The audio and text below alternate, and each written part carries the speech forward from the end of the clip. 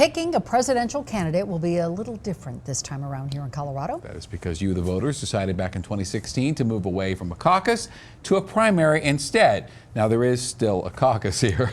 And we know this is confusing. So Denver 7's Megan Lopez is here to help clear up the confusion. Megan? Or try to anyway, Ann. It can be confusing for someone who isn't super involved in party politics, but both the primaries and the caucuses are important, only they're important for different reasons. When you check your mail next week, get ready. If you're registered to vote, you'll likely be seeing a ballot there, or maybe more than one. It's kind of a first for us, at least first for a long time. Colorado is now on a presidential primary system. Instead of this, everybody who is in favor of Bernie Sanders, please raise your hand. Nominees will be selected like this.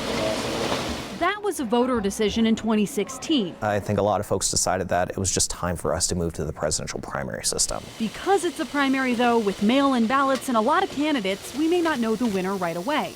Here's why. Remember Prop DD for sports betting? People went to bed election night thinking it failed, but then woke up to this. Well, like all the best games, the vote on sports betting came down to the wire. The final votes made all the difference in that election, and party leaders. We would rather take the time we need in order to make sure that every vote is counted rather than put out a preliminary result or a result that is just wrong. So that's the primary, or the first one anyway. We still do caucus, though. We caucus for all non-presidential offices. That's senators, representatives, and candidates on a state and local level. It really is where you select a lot of the local candidates. Those candidates then end up on a second primary ballot in June. And as we know, often our local candidates affect our lives even more than our national and state candidates. And if you participate in a caucus, you could be selected to help make even more party decisions down the line, like when a state lawmaker resigns.